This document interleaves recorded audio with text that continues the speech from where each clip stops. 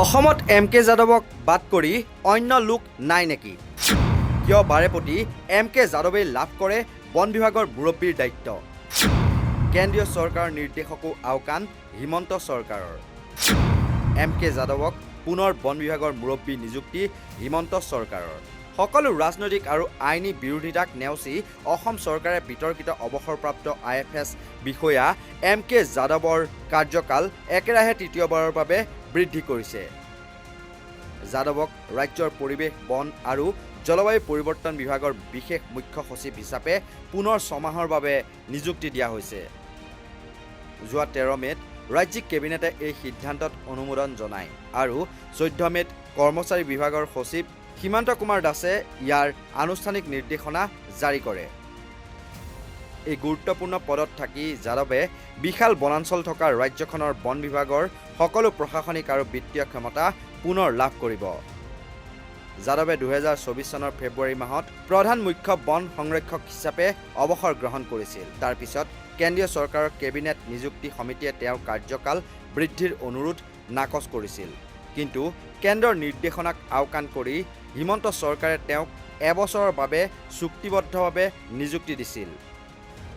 পৰৱৰ্তী সময়ত তেওঁক পুনৰ নিযুক্তি দিয়া হয় আৰু এতিয়া তৃতীয়বাৰৰ বাবে নিযুক্তি দিয়া হয় সেই একেই গুৰুত্বপূৰ্ণ দায়িত্বত।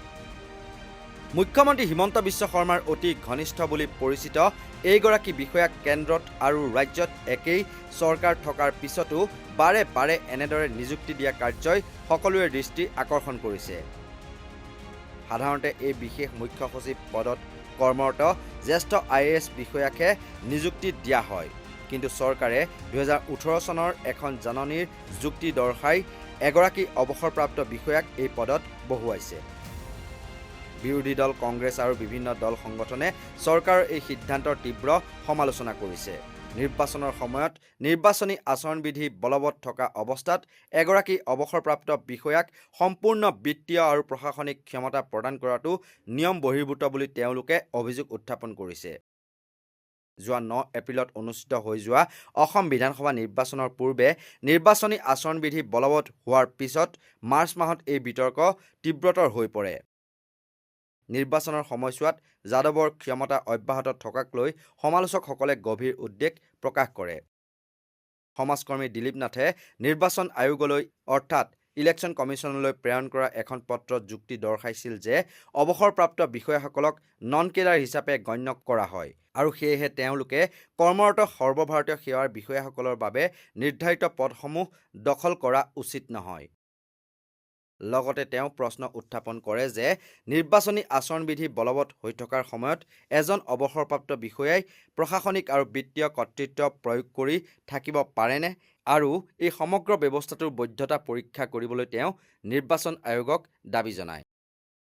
আনহাতে প্ৰাক্তন বিৰোধী দলপতি দেৱব্ৰত শইকীয়াই এই বিষয়টো উচ্চ ন্যায়ালয়ৰ তত্বাৱধানত তদন্ত কৰিবলৈ দাবী জনাইছে। তেওঁৰ মতে চৰকাৰৰ এই কাৰ্যই অৱসৰপ্ৰাপ্ত বিষয়াৰ নিযুক্তিৰ নীতি নিয়ম উলংঘা কৰিছে। এম.কে. যাদৱৰ বিৰুদ্ধে পূৰ্বেও বহুতো গুৰুতৰ অভিযোগ উত্থাপন হৈছিল।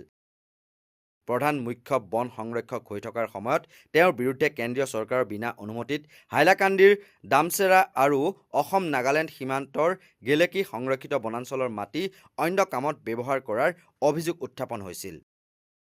এই সন্দৰ্ভত কেন্দ্ৰীয় পৰিৱেশ মন্ত্ৰালয়ে অসম চৰকাৰৰ বন বিভাগক আইনী ব্যৱস্থা গ্ৰহণ কৰিবলৈ নিৰ্দেশ দিছিল। ইয়াৰ উপৰিও ৰাষ্ট্ৰীয় সেউজ প্ৰাধিকৰণ বা NGTয়েও এই বিষয়বোৰ পৰ্যবেক্ষণ কৰিছিল। যোৱা 2 এপ্ৰিলত নিৰ্বাচনী দায়িত্বৰ বাবে 1600 বন সুৰক্ষা বাহিনীৰ জোৱান নিয়োগ কৰা সন্দৰ্ভত যাদৱে দিয়া এক নিৰ্দেশতো NGTয়ে স্থগিতাদেশ জাৰি কৰিছিল। পৰিৱেশ কৰ্মী ৰোহিত চৌধুৰীয়ে চৰকাৰৰ এই পদক্ষেপক তীব্ৰ ভাষাৰে গৰিহণা দি কয় যে চৰকাৰে এম.কে. যাদৱৰ বিৰুদ্ধে ব্যৱস্থা লোৱাৰ সলনি তেওঁক পুৰস্কৃতহে কৰিছে। ইয়াৰ ফলত অসমৰ বন আৰু বন্যপ্ৰাণীৰ অধিক ধ্বংস হোৱাৰ লগতে বেআইনী কাৰ্যকলাপ বৃদ্ধি পাব বুলি তেওঁ উদ্বেগ প্ৰকাশ কৰিছে। নিউজ ডেস্কৰ ৰিপৰ্ট, নৰ্থ ইষ্ট নাও।